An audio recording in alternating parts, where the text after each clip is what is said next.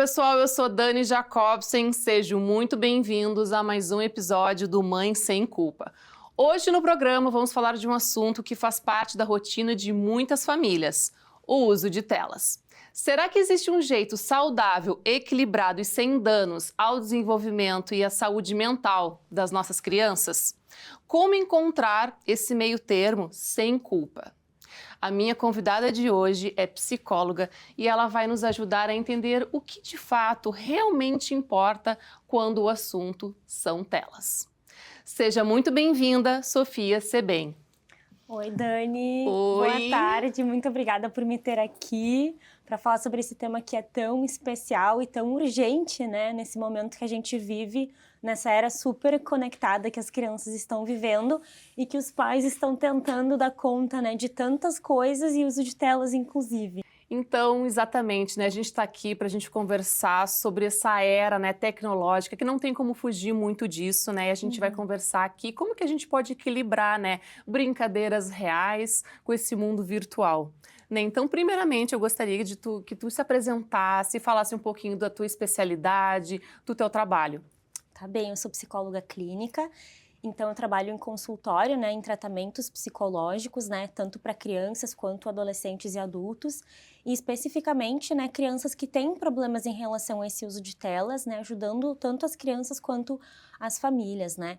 E para além da parte clínica, eu também faço doutorado em psicologia nesse tema das telas, então eu consigo unir ali a parte da prática com a parte da pesquisa, então a gente está sempre tentando testar as teorias e ver o que os resultados apontam das pesquisas e poder colocar em prática, então, com as nossas crianças. Inclusive, tu recém voltou do Canadá, né? Isso aí. Tu estava fazendo alguma coisa específica também para a área das telas, né? Isso, eu estava fazendo um estágio num grupo de pesquisa do Canadá, que eles se concentram em pesquisar esse assunto, né? Então, foi bem legal para a gente poder ter uma outra perspectiva, na verdade, sobre esse assunto e eu, especialmente, poder investigar esse assunto por meio de novas técnicas e métodos que aqui no Brasil, às vezes, a gente não consegue por conta de algumas limitações, então foi bem rico, assim. Que legal. Então a gente está com a pessoa certa aqui para falar sobre esse tema maravilhoso, né? Inclusive, a gente já, né, tava difícil a gente marcar, já tá um tempão, né, Sofia? Isso aí. Mas vou ter viagem, não vai dar, não sei o quê. Mas assim, ó, ela voltou no Brasil e veio marcar aqui comigo, né, pra gente conversar sobre isso que é muito importante. Vamos lá, então. Vamos lá. O que de fato os pais precisam entender sobre o uso das telas? Olha, eu acho que hoje as pessoas, elas têm focado muito na questão do tempo, né? Então, eu recebo muitas directs, inclusive no Instagram e também na clínica, quanto tempo que meu filho pode ficar ou não. E a gente tem algumas diretrizes, né, da Sociedade de Pediatria e do Royal Skin College de Londres, mas a questão que fica para mim é que o tempo, ele é uma pequena parcela e a gente precisa ampliar um pouco para discutir o conteúdo que essa criança está tendo acesso, o contexto de uso e especialmente a relação que essa criança vai ter com a tela, né, no sentido do padrão de uso. É assim que a gente vai conseguir prever, na verdade, se essa criança ela vai ter um uso que é mais equilibrado ou um uso que é mais problemático, né? Que pode, inclusive, levar ao vício ao longo do tempo. Ótimo. Para a gente começar, então, eu queria já perguntando assim, qual é a tela menos prejudicial? Olha, essa é a pergunta de milhões, na verdade, né? Mas para crianças pequenas, eu penso que é a TV, tá? Por quê? Eu penso que tem alguns aspectos que são bem importantes que precisam ser considerados. A TV, ela é algo estático, em primeiro ponto, né? Então, assim, é um recurso que está na casa, né? E que é possível de ser ligado, desligado, e que não pode ser levado nos lugares, né? Então, não é um dispositivo móvel. Porque muitas vezes a criança, ela pode associar que o celular, como está em todos os lugares, até um tablet pequeno, que ela pode levar a qualquer lugar, né? Então, ela inclusive pode ver nós adultos fazendo isso. A TV é muito mais fácil, em termos, né, na primeira infância ali, da criança poder usar e entender que tem um tempo, que tem um momento e que é dentro da casa dela, né? Ao contrário do celular e do tablet, que nesse momento inicial talvez possa ser um pouco mais desafiador, assim, para ela entender que tem um tempo, tem um limite, tem, né, um espaço adequado para aquilo. Resumindo, a tela maior é menos prejudicial que uma tela menor. Isso aí. É isso aí, né? Isso aí. E nada de ser móvel, né? Porque ela pode ter aquela coisa, né, de levar para qualquer lugar e achar que pode estar sempre vendo, né? Alguma coisa ali. Isso. Uhum. É, né? Aí. Mas o que de fato, assim, pode afetar com o uso excessivo de uso das telas? Hoje a gente tem várias pesquisas bem, assim, robustas, né? Apontando que esse uso excessivo, ele acaba prejudicando especialmente o desenvolvimento cognitivo da criança e o social, e também algumas questões de linguagem também, muito pelo mecanismo da troca das interações com adultos disponíveis pelo uso da tela. Então, se a gente for pensar que não é a tela em si, mas é o que está faltando no lugar da tela, né? Então, na verdade, a gente pode pensar que esse uso excessivo, ele precisa englobar várias questões para a gente poder ter prejuízos, né? E aqui que entra, por exemplo, a questão do conteúdo, né? Tem pesquisas mostrando, por exemplo, que tem conteúdos que, inclusive, ajudam o desenvolvimento da criança, né? Por exemplo, o desenho Daniel o Tigre, que eu sou fã dele, ele ajuda no desenvolvimento emocional, tem pesquisas mostrando isso, né? Então, conteúdos mais educativos para crianças pequenas, ele tende a ser mais benéfico, né? Então, tu entende que a questão do o quanto que o uso prejudica ou não, precisa ser considerado com base no conteúdo e no contexto, e não só no tempo.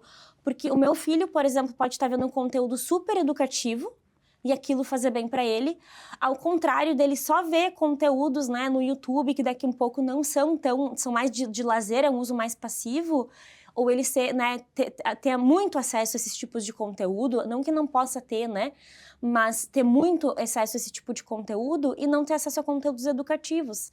Por isso que a questão do tempo, ela é um marcador importante, mas não é o único. E às vezes as pessoas se perdem um pouco na questão do tempo, né? Por isso que as pessoas às vezes ficam demonizando muito esse tema, né? O tempo excessivo causa autismo, causa depressão. E quando a gente vai ver nas entrelinhas, tem muitas outras coisas ali por baixo, sabe? Então, na verdade, o conteúdo importa mais que o tempo. Depende da criança. É? Eu acho que sim. Essa é uma questão bem importante, né? Tem algumas pesquisas que mostram que, por exemplo, o contexto familiar e a própria vulnerabilidade da criança pode aumentar ou diminuir esse risco de um uso excessivo, né? Porque a gente está falando no sentido do uso excessivo, mas aqui o que fica importante delimitar é que o uso excessivo não configura um vício. O uso excessivo é o tempo. E o tempo excessivo é um fator de risco para um possível vício de telas. Mas o vício em telas na criança, que assim, a gente até... talvez a gente nem poderia chamar de vício, né? Porque será que uma criança pode desenvolver um vício ou não? A gente tem debatido muito isso, né, no meio acadêmico. Mas o tempo de tela é um dos fatores que pode deixar aquela criança disponível para ter um risco, entendeu? Entendi. Então, a questão é que muitas vezes a gente precisa levar outros fatores em consideração. E o quanto que aquela criança, né, e o ambiente que ela está vivendo vão influenciar aquele uso também. Por isso que depende, sabe? Entendi. Eu acho que a gente precisa ver muito mais cada criança como uma criança única e o quanto que aquele ambiente familiar é capaz de promover um uso saudável ou não. E quais são os sinais que a gente pode identificar que aquela criança está com uso excessivo de telas? Eu acho que tem vias do comportamento, né? Então, as crianças, elas demonstram muito as alterações de comportamento, né? E eu acho que na escola é muito visível, né? Porque as profs estão sempre acompanhando ali as crianças e geralmente vêm, inclusive, encaminhados para psicóloga por meio das escolas, né? Que estão vendo ali, daqui um pouco, um declínio no desempenho acadêmico, né? Problemas de comportamento, então uma criança que fica muito mais isolada socialmente, que ela tá muito ansiosa, que ela chora demais. Outro ponto bem importante é se essa criança está cada vez mais querendo usar telas em detrimento de outras atividades, né? Então ela acaba preferindo trocar, por exemplo, e jogar bola com alguns amigos para ficar na tela, e isso é algo que é sistemático, né? Outro ponto bem importante para as famílias atentarem é o quanto que existem conflitos dentro da família em relação a esse assunto. Porque se existem conflitos e está tendo muitas brigas, tem alguma questão ali que precisa ser ajustada nessa comunicação. Porque ou esses pais não estão conseguindo entender essa criança, ou essa criança não está conseguindo entender esses pais. E a tendência ao longo do tempo é quando, por exemplo, essa criança tem o próprio celular, que daí é um marco bem importante, né, quando a gente está falando desse assunto. Se não existe uma comunicação saudável sobre esse assunto, a tendência é que essa criança, esse adolescente, busque, inclusive, informações em outros lugares e talvez não se sinta confortável para conversar com os seus pais sobre o assunto, sabe? E quando que a gente pode perceber que está fazendo mal para a saúde mental dos nossos filhos? Assim, a gente identificar alguma coisa que daqui a pouco tem que ser ajustado, ou assim, a gente identificar que de repente alguns, para não prejudicar também no desenvolvimento, né? Na questão da saúde mental, a gente precisa tá pensando muito na questão das emoções, né? Porque na primeira infância, especialmente, é um momento que eles estão estruturando a base da regulação emocional, né? Que é saber lidar, né, com as emoções. Por exemplo, se eu tô tendo uma crise de raiva e eu sei me regular emocionalmente, eu vou conseguir reduzir esse nível de raiva para que não fique, né, perpetuando isso, ou eu tenho uma crise explosiva, ou eu bato, ou eu xingue, né? Então, à medida que a gente vai conseguindo ensinar essa criança a se regular emocionalmente, isso, inclusive, pode proteger ela contra esses problemas, né? E a questão de saúde mental é também no comportamento, né? Porque a gente vê essa questão do comportamento, o problema de comportamento, a gente tem duas vias, né? Que é o comportamento mais externalizante, então é aquela criança que ela fica muito mais agressiva, né? Ou que ela xinga, ou que ela bate. Então, o externalizante é aquele que aparece muito mais. E tem o comportamento internalizante, que é muito mais pela via de uma ansiedade, de sintomas somáticos, né? Queixas de dor de barriga, e não tem uma condição clínica ali, né? Que daqui um pouco o médico diagnosticou. Então, a gente vai muito pela via da psicologia mesmo, né? Que daqui um pouco tem alguma coisa emocional. E a questão do comportamento internalizante, ele não é tão visível, né? Porque não é aquela criança que chama tanta atenção pelo comportamento. Mas não quer dizer que ela não está sofrendo. E aí a gente precisa tentar, especialmente a questão das emoções e do comportamento, que ali talvez a gente vai ter uma pista se essa criança está tendo sofrimento em relação ao padrão de uso de telas ou não. E como que a gente pode, então, identificar, né, esse padrão e que é importante, né, a gente já perceber logo de início, né, esses sinais que tu acabou de falar, para a gente poder, daqui a pouco, né, chamar uma especialista na área, né, uma psicóloga para ajustar isso, porque como é que a gente pode também, né, dividir brincadeiras reais com as telas? Eu acho que não precisa ser tão dicotômico, ou eu uso a tela ou eu uso a brincadeira real. Eu acho que, como eu sempre penso, né, a tela ela veio para ficar. Não tem como a gente criar o nosso filho numa bolha anti-telas, até porque no futuro a gente vai ter cada vez mais telas, eles vão trabalhar com isso, eles vão usar para lazer, como nós também utilizamos.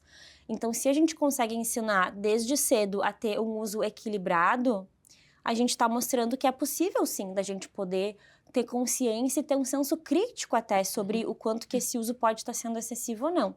Então, eu acho que poder integrar brincadeiras reais com brincadeiras, por exemplo, dentro da tela é super positivo, né? Então, não é uma questão de tu, por exemplo, eu deixo meu filho brincar com um brinquedo concreto ali, físico, e aí depois eu deixo ele na tela ali, passivo, horas sem interagir com ele, olhando conteúdos super rápidos, que são, né, que tem sons e barulhos muito rápidos que podem deixar ele agitado. Não, inclusive tem aplicativos dentro do celular que promovem brincadeiras entre pais e filhos, né?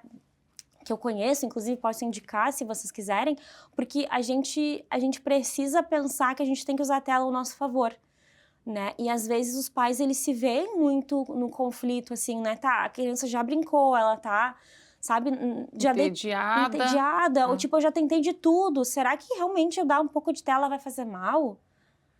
né? Sim. Então, eu acho que é esse equilíbrio de poder pensar, ok, brincadeiras reais, que é super importante para o desenvolvimento, e às vezes também, por que não usar a tela como esse recurso lúdico, né? Em que a gente está interagindo com a criança enquanto ela usa também, sabe? Perfeito.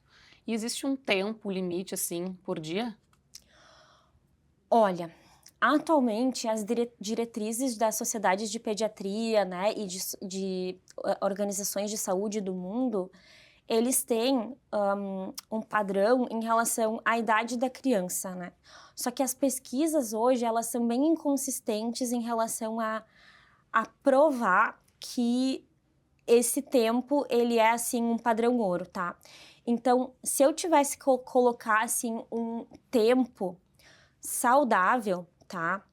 Para crianças muito pequenas, eu acho que ali menos de 2 anos, é evitar ao máximo, né? A não ser que seja para alguma coisa lúdica. Então, por exemplo, tu usar o celular como uma brincadeira com aquela criança e não deixá-la usando passivamente ali, né, a tela, assim, 2, 3 horas, né? Isso sim é bem prejudicial para o desenvolvimento. Crianças maiores têm essas diretrizes, 1 hora até 2 horas, até 3 horas. Mas se eu fosse colocar um número mágico aqui para a gente poder pensar, considerando que as atuais evidências elas são inconclusivas, eu diria até 1 hora por dia. 1 hora. Ou 1 hora e meia, né? Eu acho que assim, não podemos ser tão radicais assim, né? Porque eu também, como a gente está ainda buscando essas evidências científicas e vendo o que funciona ou não, é talvez melhor pecar pelo excesso do que, né, por deixar demais. Mas isso não quer dizer que a gente não possa utilizar, porque eu acho que é isso, tem um discurso muito terrorista em relação às telas, né?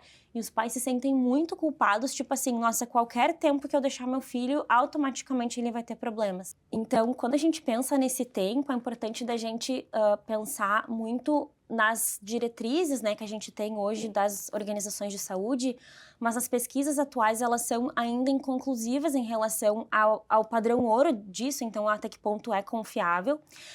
Mas para a questão de crianças de 0 a 2 anos, eu acho que é mais importante, assim, brincadeiras reais e interações ao vivo com adultos, né? Mas, inclusive, por exemplo, utilizar para videochamadas, né? Na pandemia foi muito bacana a gente ver as crianças, né? Que estavam conhecendo algum parente pela via online, né? Então, esse é um uso bem positivo que a gente pode fazer. Crianças de 2 anos a 5, eles recomendam no máximo 1 hora por dia. E aí depois, eu acho que um marco ali é dos 6 em diante, eles começam a aumentar um pouco esse tempo, né? Só que nessa fase também é um momento que muitos pais dão o celular para a criança, né? E até, por exemplo, os 11 anos, eles sugerem no máximo 3 horas por dia, né? Só que se a gente pensa que o tempo é um indicador de risco para um uso excessivo e para um uso problemático, talvez a gente precisa pensar em usar um pouco menos, especialmente nessa fase que eles estão aprendendo a como fazer um bom uso, né? Então, se eu tivesse que colocar um tempo, assim, recomendado, seria no máximo 1 hora e meia por dia. Perfeito. E como que a gente pode usar, então, as telas ao nosso favor, né? Com aspectos emocionais, aspectos cognitivos e também de aprendizagem. Eu acho que foca muito na questão do conteúdo, né? E no contexto de uso. Então, por exemplo, priorizar na maior parte do tempo conteúdos educativos, então que possam maximizar a experiência da criança com alguma coisa que ela está aprendendo, né? Então, por exemplo, se eu estou na fase de ensinar o meu filho sobre emoções, eu posso utilizar o Daniel o Tigre, que é um desenho que fala sobre as emoções. Se eu quero trabalhar com meu filho, por exemplo, relacionamentos familiares, o desenho Bluey, ele é excelente também para trabalhar isso com a criança, né? Então, tem muitos conteúdos, desenhos e jogos que têm essa proposta de poder ajudar essa criança, né? Claro que a gente pode pensar que nenhuma tela vai ter o poder de dar um desenvolvimento ali. Eu acho que é um plus, né, para uma criança que já está bem desenvolvida, né? E eu costumo dizer que saber fazer um bom uso é muito mais sobre quando não usar do que quando usar, né? E a gente sabe hoje que, por exemplo, é bacana evitar usar dentro das rotinas de sono, evitar usar em excesso, assim, durante as refeições, para acalmar essa criança, né? Ou tu vê aquela criança que sempre pede para usar a tela quando ela tá triste, quando ela tá com raiva. Então, daqui um pouco é uma criança que não tá se permitindo olhar para aquela emoção e quer se distrair com a tela, que muitas vezes nós adultos também fazemos, né? Tipo, tô chateada, tô com raiva, vou ficar dumb scrolling, né? Assim, na rede social para evitar aquela sensação, né? Então, acho que se a gente pode pensar em usar em outros momentos da rotina, que não esses momentos essenciais, né, que são importantes para o desenvolvimento físico e emocional, acho que a gente já está ganhando muito, né? Perfeito. E como é que a gente pode, então, colocar na rotina sem conflito e sem culpa? Né? Tu já falou ali para evitar na hora do sono, na hora da refeição, mas em que momentos a gente também pode colocar? Eu acho que durante, por exemplo, momentos de brincadeira com os adultos disponíveis, a gente pode usar essa tela junto com a criança, né? Então, tem estudos que mostram que esse uso em conjunto, né, que é tipo eu e meu filho usando juntos, esse uso ele é muito benéfico para o desenvolvimento. Melhor que deixar ele sozinho ali vendo a tela. Isso. Estar junto com ele. Isso, quando possível, que se faça. Eu sei que isso é meio contraditório porque muitos pais usam como recurso para distrair a criança justamente quando precisam e não tem outra rede de apoio, né? Sim. E tá tudo bem também se utilizar hora ou outra, porque nós somos seres humanos, né? E tem muitas mães que realmente, ou pais também, que precisam de um fôlego para poder tomar um banho, para poder fazer uma janta com calma, sabe? Mas se tu pode utilizar junto com o teu filho, a experiência ela é maximizada. E como é que a gente pode, então, fazer na hora de desligar, tá? Fazer essa transição, né? Porque vai ter choro, vai ter birra, né? Como é que a gente pode fazer essa transição ou já negociar desde o início com a criança? Como é que a gente pode fazer isso? Isso é uma coisa que eu acho bem importante de trazer, que as combinações sobre tela precisam ser feitas com a criança. Mesmo se for uma criança pequena, dá para usar inclusive uma brincadeira para combinar com ela. Porque, por exemplo, a gente combina com a criança o horário do almoço, né? Se ela vai comer XYZ comida. E por que a gente não pode fazer isso com as telas também? Porque senão fica uma postura muito autoritária do adulto.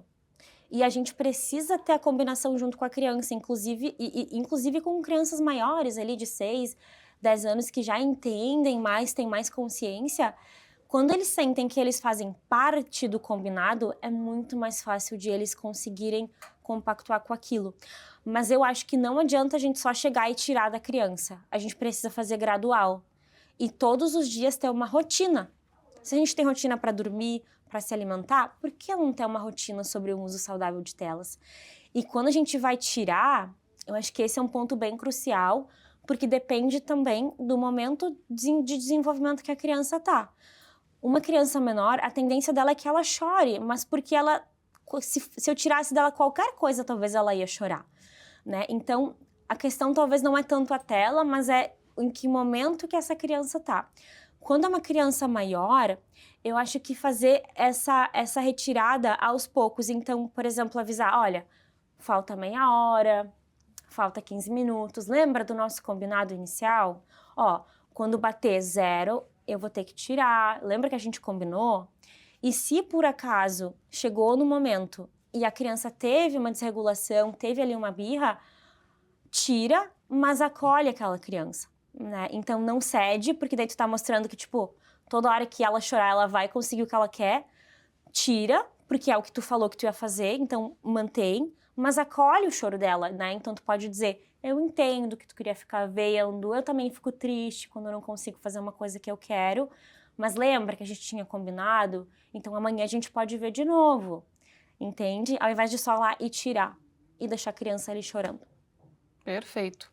Quero te agradecer então por esse quadro de perguntas e agora eu quero falar sobre os nossos apoiadores aqui da Árvore de Natal. Como vocês podem ver, a gente montou aqui um cenário muito lindo e acolhedor, natalino. Já estamos no clima aqui, né, de dezembro, Natal. Então eu quero agradecer o Mundo Mix e também o Mário Atacarejo. Lá vocês encontram todo tipo de presentes para amigo secreto e o mais bacana, são preços realmente de atacados.